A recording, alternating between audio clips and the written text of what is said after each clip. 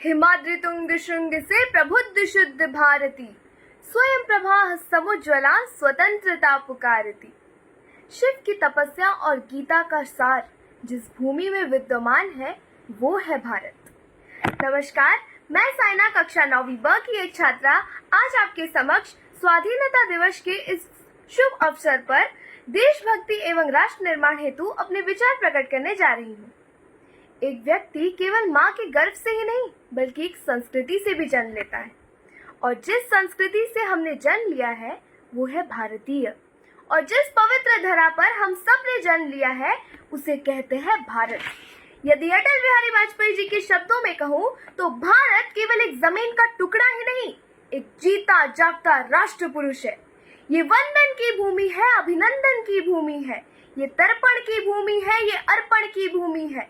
इसका कंकर कंकर हमारे लिए शंकर है, इसका बिंदु बिंदु हमारे लिए गंगा जल है। हम जिएंगे तो इस भारत के लिए, हम मरेंगे तो इस भारत के लिए, और मरने के बाद भी गंगा में बहती हुई हमारी अस्थियों को यदि कोई कान लगाकर सुनेगा तो एक ही आवाज आएगी, भारत माता की जय। एक राष्ट्र का निर्माण तब तक संभव नहीं जब तक लोगों के मन में देशभक्ति की भावना नहीं। तो क्या है देशभक्ति?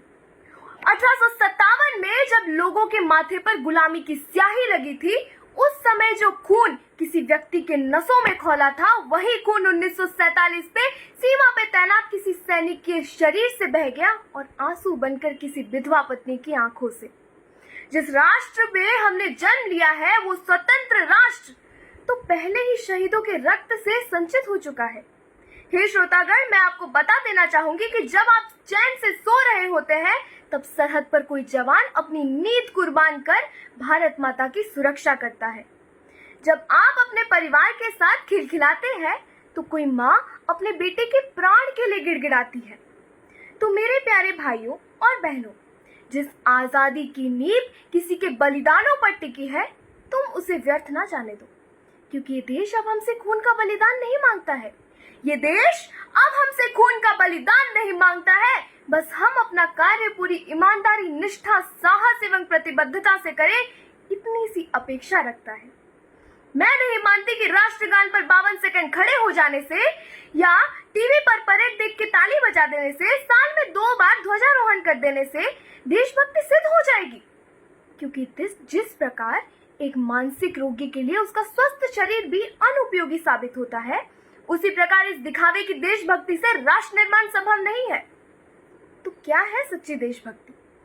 तो जब माता पिता अपने बच्चों को संस्कार व संस्कृति से वाकिफ कराएं, जब बच्चे विद्यालय मध्याह्न भोजन के लिए नहीं बल्कि ज्ञान अर्जन के लिए आए, जब राजनेता आपस में लड़ने के बजाय जनता के हित के लिए लड़े, जब देश की बेटियां स्वाभिमान से चले और केवल सरकार ही नहीं बल्कि देश का हर एक नागरिक स्वच्छता अभियान में अपना योगदान दे व हर एक व्यक्ति भ्रष्टाचार को ठुकराए, इसी से सार्थक होगी हमारी सच्ची देशभक्ति और बनेगा एक सशक्त भारत। रामायण में एक श्लोक आता है, जननी जन्मभूमिश्च स्वर्गादपि गरीयसी, यानी माँ और मातृभूमि स्वर्ग से भी ऊपर होती है। और ये श्री राम ने तब कहा था जब उन्हें सोने की लंका अर्पित की जा रही थी। यदि आप इस बात की गहराई को देखेंगे तो समझ आएगा कि राष्ट्रवाद से ऊपर उठ के जो भाव मन में आता है वो है देशभक्ति। आज मैं गर्व के साथ कह सकती हूँ कि साथियों, विश्व में जिस देश के गणतंत्र को द मदर ऑफ डेमोक्रेसी यानी गणतंत्र के जननी के नाम से जाना जाता है वो है भारत।